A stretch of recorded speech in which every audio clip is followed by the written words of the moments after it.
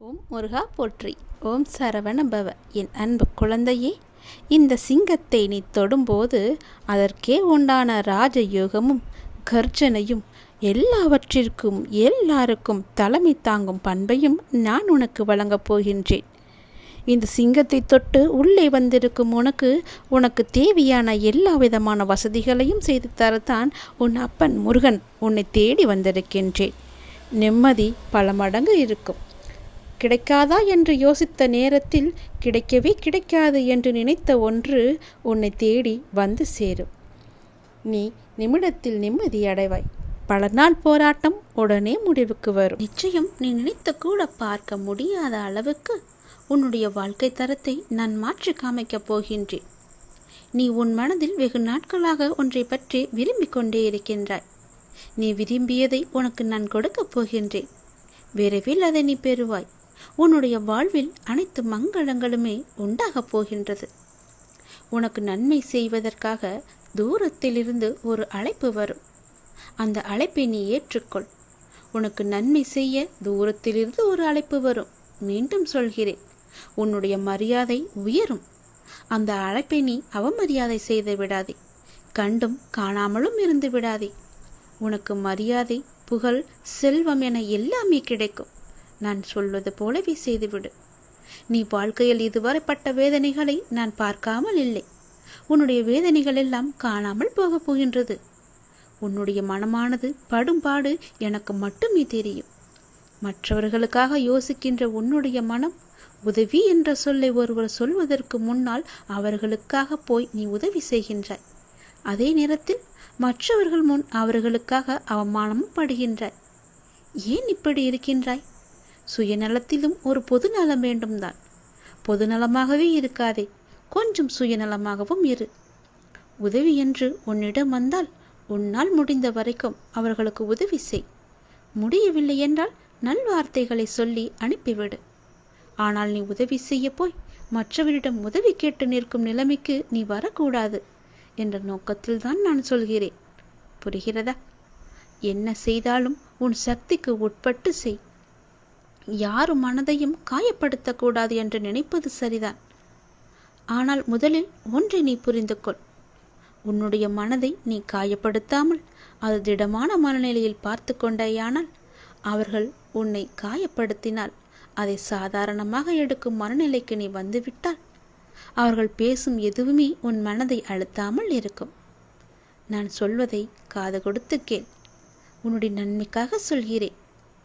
நீ உன் மனதை காயப்படுத்தாமல் பார்த்து கொண்டாயே என்றால் மற்றவர்கள் காயப்படும்படி எந்த வார்த்தையும் எந்த செய்கையும் உன்னிடம் இருந்து வராது. நீ என்னுடைய அன்பான பிள்ளை. உனக்கு நன்றாக தெரியும், வலி என்பது ஒன்றுதான். அது உனக்கு வந்தாலும் சரி, மற்றவர்களுக்கு வந்தாலும் சரி, எல்லோருக்குமே ஒரே வழிதான். வேறு எதை போட்டும் நீ குழப்பிக்கொள்ளாதே. நீ நன்றாகவே இருப்பாய். உன்னுடைய எதிர்காலம் மிக செம்மையாகவே இருக்கிறது. நல்ல எதிர்காலம் பெற்று வசந்தமாக வாழ்வாங்க நீ வாழப்போகிறாய். உன்னுடைய பிரச்சனையை முடிப்பதற்காகத்தான், உனக்கு நன்மை செய்வதற்காகத்தான் தூரத்திலிருந்து ஒரு அழைப்பு வரும் என்கின்றேன். எந்த அழைப்பு வந்தாலும் அதை நீ ஏற்றுக்கொள். உன்னுடைய மதிப்பு, மரியாதை, புகழ், செல்வம், பெருமை என எல்லாமே உயரும். நிச்சயம் நடக்கும். அப்பா சொல்வது உன்னுடைய நன்மைக்காக மட்டுமே. நான் உனக்கு ஒரு பரீட்சை வைக்கப் போகின்றேன். அந்த பரீட்சையில் நீ தேர்ச்சி பெற்றுதான் ஆக வேண்டும். தேர்ச்சி பெற்றால்தான் நான் கொடுப்பதை உன்னால் முழுமையாக அனுபவிக்க முடியும். இந்த முருகனின் வாக்கு நிச்சயம் உனக்கு பலிக்கும். தேர்ச்சி பெறுவாயா? வாழ்வில் உனக்கு என்ன இல்லை? எல்லாம் இருக்கின்றதே. சந்தோஷம் என்று நினைத்துக்கொள். எல்லாம் சந்தோஷமான சூழலாய் உன்னை வந்து சேரும். நிம்மதியாய் இருக்க வேண்டும். நினைத்தால் எதையும் எந்த சூழ்நிலையும் உன்னை விடவும் நீ உன் உயிராய் தவம் இருக்கும் உன் அப்பாவை விட பெரிது எதுவும் இல்லை. நமக்கு வரும் கஷ்டங்களை நம்மால் தாங்க முடியும் என்ற மென்மையாய் உன்னிடம் சொல்லிக்கொள். உனக்கு பரீட்சை வைக்கிறேன் என்று நீ நினைப்பது சரிதான். எதற்கு அந்த பரீட்சை என்று நீ என்னிடம் கேட்கலாம். உன்னை ஒரு இடத்தில் இன்னொரு இடத்திற்கு உயர்த்த பல விஷயங்களை நீ கற்று தேர்ந்தவை. அதை நீ உன் புதிய நிகழ்வுகள் எப்படி அதை செயல்படுத்தப் போகிறாய் என்பதை நான் கண்கூடாக பார்க்க வேண்டும். அதற்கு நீ தயாராகிவிட்டாயா என்று பார்ப்பதற்காகத்தான் இப்பொழுது உனக்கு அந்த பரீட்சையை வைக்கப் போகிறேன். அதற்காக எவ்வளவு காலம் என்று நீ நினைப்பது சரிதான். ஆனால் முழுமையான முறையில் ஒன்றை தயாரித்தால்தான் அது நல்ல முறையில் இருக்கக்கூடும். அது நீண்ட காலத்திற்கு உன் கூடவே வரும். அது நல்ல முறையில் இருக்க வேண்டுமென்றால் நான் உனக்கு இந்த வைக்கும் பரீட்சையில் நீ தேர்ச்சி பெற்றுதான் ஆக வேண்டும்.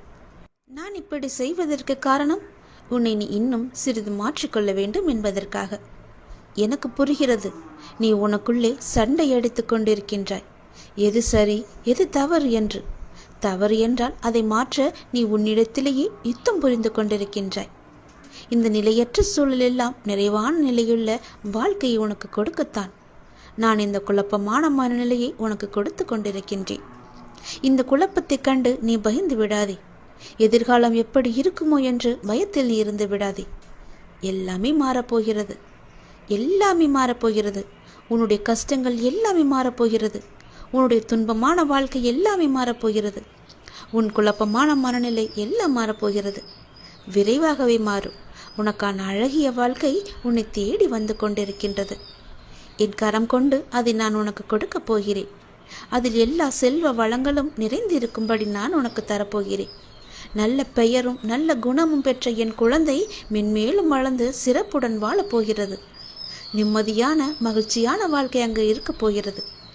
நிலைத்து நிற்கும் உன் செல்வ வளங்களை எல்லாம் பெற்று சீரும் சிறப்புமாக நீ வாழப்போகின்றாய். நான் உனக்கு கொடுக்கும் இந்த அழகிய வாழ்க்கை நான் ஆசீர்வதித்து கொடுத்தது. அப்படி அந்த வாழ்க்கையை நீ வாழ வேண்டும் என்றால் இப்போது நான் வைத்திருக்கும் பரீட்சையில் நீ தேர்ச்சி பெற்றுதான் ஆக வேண்டும். எல்லாவற்றையும் கொடுத்து இப்படி என்னை ஒரு குக்கியில் இழுத்து விட்டாயே சாயப்பா என்று நினைக்கலாம். உனக்கு ஏற்கனவே சொன்னது போலத்தான், நீ இன்னும் பக்குவப்பட வேண்டியிருக்கிறது. நீ இன்னும் உன்னை மாற்றிக்கொள்ள வேண்டியிருக்கின்றது. அதற்கான சிறு வழிதான் இது. நிச்சயம் உன் வாழ்க்கை அழகாக மாறும். இதில் மட்டும் தேர்ச்சி பெற்றுவிடு, நான் பார்த்துக்கொள்கிறேன். நீ என்னை காண வருவதற்கான முதல் ஏற்பாடுகளை எல்லாம் செய்துவிடு. ஏனென்றால் உன் துன்பங்கள் எல்லாம் முடிந்துவிட்டது. உன் கர்மாக்கள் எல்லாம் முடிந்துவிட்டது. உன் பொறுமைக்கான பலன் கிடைக்கப் போகின்றது. திருச்செந்தூர் வந்து என்னை சந்திக்க நீ முதல் அடியை இன்று நீ எடுத்து வை. அதற்கான ஏற்பாடுகளை எல்லாம் செய். நான் பார்த்து கொள்கிறேன். விரைவில் என்னை வந்து நீ பார்க்க வேண்டும். நான் உன்னை சந்திக்க ஆசைப்படுகிறேன். என்னுடைய ஆசையை நிறைவேற்றுவா என்ற நம்பிக்கையில் நான் உனக்காக காத்திருக்கின்றேன்.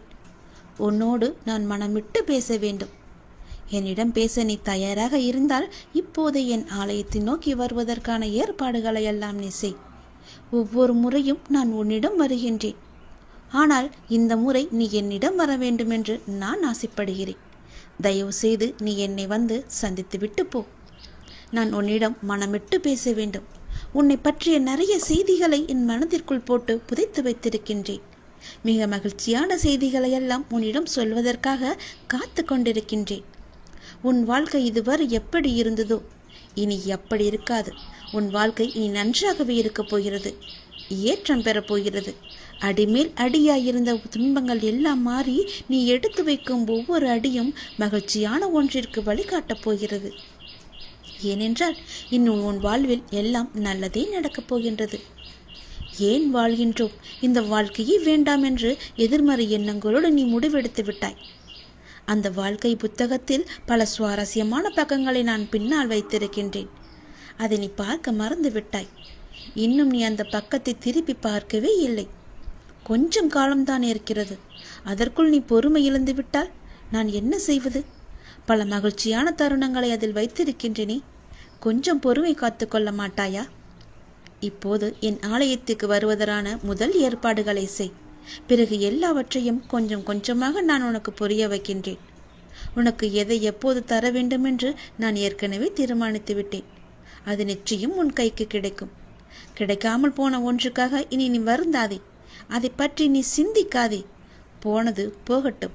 இனி வரப்போவதை பார். அந்த வரப்போவது என்ற ஒன்று எப்படி இருக்கப் போகிறது என்று பார். நிச்சயம் பல மடங்கு அதிர்ஷ்டத்துடன் அது உன் கையில் வந்து சேரப்போகின்றது. நீ எதிர்பார்க்கும் நன்மைகள் எல்லாமே ஒவ்வொன்றாக நடக்கப் போகின்றது. அதில் பல துன்பங்கள் சில முடிந்து விட்டது. எந்த துன்பத்திலும் நீ என் மீது கோபமோ வருத்தமோ கொள்ளாமல் வாழ்வை புரிந்து பொறுமை காத்தாய் அல்லவா? அதற்கான பலன் நிச்சயம் உனக்கு கிடைக்கப் போகின்றது. உனக்கு வரும் எதிர்மறை சிந்தனைகளுக்கு நீ இடம் கொடுத்து விடாதே. அதை மட்டும் இப்போது நீ செய்தால் போதும். உனக்கான புதிய சூழல் ஆரம்பமாக போகின்றது. பல நன்மைகள் உனக்கு நடக்கப் போகின்றது. உன் வாழ்வில் இனி எல்லாமே நல்லதாகவே நடக்கப் போகின்றது. அதற்கான முதல் அச்சாணியாக நீ என்னை நோக்கி வர வேண்டும். என்னிடம் வந்து நீ பேசு. அதற்கு முன்பாக நான் உன்னிடம் பலவற்றை கூற வேண்டும். நான் சொல்வதை கொஞ்சம் காது கொடுத்து கேட்டுவிட்டு போ. உன் வாழ்வில் பல இன்னல்கள் மறைந்து, துன்பங்கள் மறைந்து சந்தோஷம் இருக்கும். உன்னுடைய லீலைகளை உன் வாழ்வில் நீ காணப் போகின்றாய். இதுவரை நடந்த லீலைகளால் உன் வாழ்வில் எத்தனை எத்தனை மாற்றங்கள் எல்லாம் நிகழ்ந்து வந்தன என்று தெரியுமா உனக்கு? நான் சொல்லவா? அதில் எத்தனை உண்மைகள் இருக்கிறது என்று நீயே எனக்கு சொல். நாளை என்ன நடக்குமோ என்ற பயம் உனக்கு வேண்டாம். நான் உனக்கு துணையாக இருக்கின்றேன். எப்பொழுதும் என் நாமத்தை சொல்லும் உனக்கு எந்த பயமும் இனி இருக்காது. உன்னுடைய நல்ல மனதுக்கு ஒரு நல்ல விஷயம் கண்டிப்பாக நடக்கப் போகின்றது. நீ என் மேல் கொண்ட பக்திக்கும் நம்பிக்கைக்கும் பலனாக உன் வாழ்வில் ஒரு நல்ல விஷயம் நடக்கப் போகின்றது. கடந்த 2 மாதமாக பின்தங்கியிருந்த உன் வாழ்க்கை இப்போது முன்னேற்றம் பெறப் போகின்றது. உன்னுடைய காத்திருப்புக்கும் பொறுமைக்கும் நம்பிக்கைக்கும் கைமேல் உனக்கு பலன் கிடைக்கப் போகின்றது. இன்றிலிருந்து சரியாக எண்ணிக்கொள். இன்றிலிருந்து 48வது நாளில் நல்ல மகிழ்ச்சியான நிகழ்வுகள் எல்லாம் உன் வாழ்வில் நடக்கப் போகின்றன. நேர்மறை எண்ணத்தோடு உன் வாழ்வை நீ நடத்த வேண்டிய நேரம் வந்துவிட்டது. நேர்மறை எண்ணத்தோடு வாழ்வை நடக்க வேண்டிய நிகழ்வுகள் எல்லாம் தானாக நடைபெறும். உன்னுடைய தடைகள் எல்லாம் அகன்றுவிடும். உனக்கு புதிய வழிகள் எல்லாம் பிறக்கும். அந்த வழிகளில் முட்கள் இருந்தால் அதை பற்றி எல்லாம் நீ கவலைப்படாதே. அந்த முட்களை களைய நானே உனக்கு முன்பாக சென்று கொண்டிருப்பேன். நீ செல்லும் பாதை தெளிவாகும். பயப்படாமல் செல். வாழ்க்கையை பற்றி பயப்படாதே. உன் வாழ்க்கையில் இப்படியாகி விடுமோ, அது நடந்து விடுமோ, இது இப்படி நடந்து விடுமோ என்ற பயமெல்லாம் இனி உனக்கு தேவையே இல்லை. வாழ்வில் கஷ்டம், தோல்வி, நெருக்கடி, அவமானம், நம்பிக்கை துரோகம் என அனைத்துமே வாழ்வில் இப்படி சந்தித்து கொண்டு இருக்கின்றேனே. என் வழிகளை பார்த்து கொண்டுதானே இருக்கிறார். என் வழிகளுக்கான ஒரு நல்ல மருந்தை என் அப்பா எனக்கு கொடுக்க மாட்டாரா என்ற உன்னுடைய ஆதங்கம் எனக்கு புரிகின்றது. உன் வழி எப்படி என்பது எனக்கு தெரியும். எவ்வளவு அதிகமானது என்பதும் எனக்கு தெரியும். சூழ்நிலை மோசமாகத்தான் போகிறது. மாறும், நிச்சயம் மாறும். உன் முன்னேற்றம் உனக்கு கிடைத்த மாதிரியே, நினைத்த மாதிரியே இருக்க போகின்றது. நீ நினைத்த இடத்தில் எல்லாம் அதற்கு எதிர்மாறாகத்தான் நடக்கிறது என்று உன்னுடைய மனக்குமுறல் உன் மனதில் இருக்கிறது. எனக்கு புரிகிறது. இந்த இக்கட்டான சூழ்நிலையை உனக்கு கொடுத்துள்ளேன் என்றால் உன்னை கஷ்டப்படுத்துவதற்கல்ல. சூழ்நிலைகள் வாழ்வில் யாராலும் மாற்றப்படும். எதுவுமே இங்கு நிரந்தரமில்லை. இன்றைய கஷ்டம் நாளை இன்பமாக மாறும். இந்த உலகியல் வாழ்க்கையில் உள்ள அடிப்படையான உண்மையை உனக்கு புரிய வைக்கவே இந்த லீலையை நான் நிகழ்த்தி கொண்டிருக்கின்றேன். இந்த லீலை என்று நீங்கள் சொல்கிறீர்களே, ஆனால் எனக்கு வழி மட்டுமே எனக்கு இருக்கிறது என்பது உன்னுடைய கேள்வி. ஆனால் ஒன்றை நீ கவனித்தாயா? உன்னுள் உனக்கு ஏற்பட்ட மாற்றம் என்ன என்பதை நீ அறிந்தாயா? முதலில் சிறு பிள்ளையாக இருந்தாய். சிறு பிள்ளையாய் கஷ்டம், தோல்வி என்றால் என்ன கூட என்று தெரியாத நிலையில் இருந்தாய். சந்தோஷம்தான் வாழ்க்கையின் முகம் என்று இருந்தாய். ஆனால் பிறகு உன் வாழ்க்கை மெல்ல மெல்ல பக்குவ நிலை வந்தாக வேண்டும் என்ற நிலையில் வாழ்க்கைக்கான அனுபவம் இல்லாமல் நீ இருந்தாய். கஷ்டம் மெல்ல உன் வாழ்க்கைக்குள் வந்தது. முதலில் அதை சமாளிக்க நீ தடுமாறினாய். பிறகு ஒவ்வொரு கஷ்டத்திலும் தோல்வியிலும் நிறைய தவறுகளையும் அனுபவங்களையும் நீ கற்றுக்கொண்டாய். அடுத்தடுத்து கஷ்டம் என அடுத்து வந்தபோது உன் மன வலிமை, நம்பிக்கை, வைராக்கியம், பொறுமை வளர்த்து கொண்டே வந்ததும் வாழ்க்கையில் உண்மை உருவத்தை நீ புரிந்து கொள்ள ஆரம்பித்தாய். பிறகு சூழ்நிலைகளை எல்லாவற்றையுமே நீ சகித்து கொள்ள ஆரம்பித்தாய். சகித்து கொண்டு வாழ்க்கையை ஏற்க பழகினாய். உன் சூழ்நிலை எந்த ஒரு சூழ்நிலை வந்தாலும் மனம் தளராது அதை உனக்கு ஏற்றவாறு நேர்மறையாய் மாற்ற நீ முயற்சிக்க ஆரம்பித்தாய். இப்படி உன்னை சிறு சிறு படிகளாக உன் சின்ன பிள்ளைக்கு நடக்க பழக்க கொடுப்பது போல வாழ்க்கையில் பயணிக்க கற்றுக் கொடுத்து வருகின்றேன் நான். அதை நீ உணர்ந்தாயா? நம்முடைய அப்பா நமக்கு நல்லதுதான் செய்வார். என்ன நடந்தாலும் அவர் நம்முடன் இருப்பார் என மிக பெரிய பொறுப்பை நீ எனக்கு கொடுத்திருக்கின்றாய். அதை நீ மறந்து விட்டாயா? முதல் நாள் என்னை பார்க்க வந்த போதே உன்னுடைய பொறுப்பு எல்லாவற்றையும் தான் நான் உன்னிடமிருந்து வாங்கி கொண்டேனே, அதை நீ மறந்துவிட்டாய் என்று நினைக்கின்றேன். அப்படி இருக்கையில் உன்னை எப்படி தனித்து தவிக்க விடுவேன் நான்? உன் கண்ணிற்கு வெகுமதிகள் எப்படி கொடுக்காமல் இருப்பேன் நான்? இந்த இக்கட்டான சூழ்நிலைகள் எல்லாம் நம்மை பக்குவம் அடைவதற்கும் நம்மிடம் உள்ள எதிர்மறையை மாற்றி அமைப்பதற்கும் தான் என்பதை நீ புரிந்து கொண்டாய் அல்லவா? உன் வாழ்வில் இனிமேல் அழகான மலர்களும் வண்ணங்களும் தோன்றப் போகின்றது. உன் பெற்றோர் என்னுடைய பொறுப்பு. அவர்களது பிரச்சனை விரைவாகவே சரி செய்ய அதற்கான வழிகளை நான் அமைத்து கொடுக்கின்றேன். அவர்கள் என் ஆசீர்வாதங்களுடன் நிம்மதியாக வாழ்வார்கள். நீ என் உயிர் பிள்ளை, நான் உன்னுடைய அப்பா. உலகமே என் பிள்ளையான நீதான் என்று நான் இருக்கின்றேன். உன்னுடன் நான் எப்போதும் இருப்பேன், எல்லா சூழ்நிலைகளிலும் இருப்பேன். உன் முயற்சியில் என்னுடைய பங்கு நிச்சயம் இருக்கும். நல்லது நடக்கும். இரவு பொழுதில் யாரையும் நான் பார்க்க வர மாட்டேன். ஆனால் உன்னை பார்க்க வந்ததற்கான முழு காரணம் என்னவென்று தெரியுமா? நாளை அதிகாலை நீ செய்ய வேண்டிய முக்கியமான ஒரு பணி இருக்கிறது. நீ எனக்காக செய்ய வேண்டும். அது என்னவென்று அறிந்து கொண்டு அதன்படி நீ செய்துவிடு. நிச்சயம் உன் வாழ்வில் பல நல்ல மாற்றங்கள் வருவதற்கு அது நிச்சயம் உனக்கு துணை இருக்கும். நாளை அதிகாலை எழுந்து என்னை நீ வழிபட வேண்டும். நீ எடுத்துக்கொள்ள முயற்சிகள் எல்லாமே நிச்சயம் உனக்கான பலனை தரப்போகிறது. சோம்பலை எல்லாம் விட்டுவிடு. நாளை அதிகாலை எழுந்து நீ எனக்காக ஒரே ஒரு வழிபாடு செய். என் முன்னால் தீபம் ஏற்றி, அகன்ற தீபம் ஏற்றி, எனக்கு பால் பாயாசம் வைத்து என்னை தீபமேற்றி என்னை வணங்கு. உனக்கான வேண்டுதல்களை நான் உன்னிடம் வந்து சேர்த்து விடுவேன். நீ சிரத்தையாக என்னை வழிபட உன்னை வருத்தி கொண்டு நீ செய்ய வேண்டாம். நீ என் மீது கொண்ட அளவற்ற பக்தியே எனக்கு மிகவும் சந்தோஷத்தை தருகின்றது. அந்த பக்தி மட்டுமே எனக்கு போதும். அந்த பக்தியோடு சேர்த்து நீ என் மீது கொண்ட நம்பிக்கை எனக்கு மிகவும் ஒரு சக்தியை அளிக்கிறது.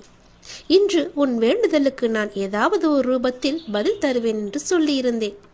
அதுபோலவே நானும் உனக்கு ஒரு சிறந்த பதிலை சொன்னேன். அதை நீ கவனித்தாயா என்று எனக்கு தெரியவில்லை. உன்னுடைய வேண்டுதலில் முக்கியமான வேண்டுதலுக்கான பதிலை நான் சொன்னேன். கவனித்தாயா? யாரோ ஒருவர் மூலம் செய்தியாகவோ ஏதோ ஒரு விதத்தில் உனக்கு சொன்னதை நீ உற்று கவனித்தாயா என்று எனக்கு தெரியவில்லை.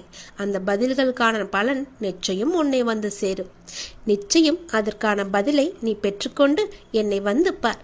நாளை அதிகாலை எனக்காக ஒரே ஒரு விளக்கு ஏற்றி பால் பாயாசம் வைத்து என்னை நீ வணங்கு.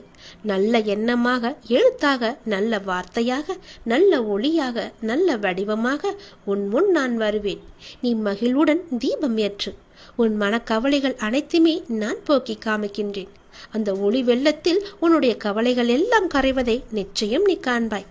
உன்னுடைய வாழ்க்கையில் நல்லது கண்டிப்பாக நடக்கும்.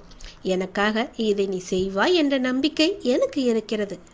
எத்தனையோ இடையூறுகளை எல்லாம் தாண்டி நீ என்னை பிரார்த்தித்துக் கொண்டிருக்கின்றாய் அல்லவா? உன் வாழ்வில் பல சோகங்கள் உன்னை சூழ்ந்து இருந்தாலும் என்னை பிரார்த்திப்பதில் நீ மகிழ்ந்திருக்கின்றாய். நீ என்னை பிரார்த்திப்பதில் எத்தனை மகிழ்ந்திருக்கின்றாயோ அதை விட அதிக மகிழ்ச்சியை நான் உனக்கு தருவேன். கவலைப்படாதே. யாருடைய மனதை சரி செய்தால் உன் வாழ்க்கை சீராகுமோ அதை சரி செய்து உன் வாழ்வில் மீண்டும் மகிழ்ச்சி மலரச் செய்வேன். நீ அமைதியாக இரு. உனக்காக அனைத்தையும் நான் செய்து முடித்து தருகிறேன். உன் வாழ்க்கை மீண்டும் மலரப் போகிறது. சந்தோஷ மலையில் நனையப் போகிறது. உற்சாகமாக உன் வாழ்க்கையை நீ வாழப் போகின்றாய். எது எடுத்தாலும் பொன்னாக மாறப்போகிறது. எப்பொழுதுமே உனக்கு சந்தோஷம் மட்டுமே நிலைத்து நிற்கப் போகின்றது. இந்த ஒரு தீபத்தின் மூலம் உன்னுடைய வாழ்க்கையில் பல தீபங்களை நான் ஏற்றப் போகின்றேன்.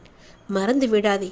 நாளை அதிகாலை எனக்காக இந்த ஒரே ஒரு தீபத்தை ஏற்றி பால் பாயசம் வைத்து எனக்கு நெய்வேத்தியம் செய். உன்னுடைய வாழ்க்கை மிக சிறந்த நன்னாளாக மாற நான் உனக்கு ஆசி வழங்குகிறேன்.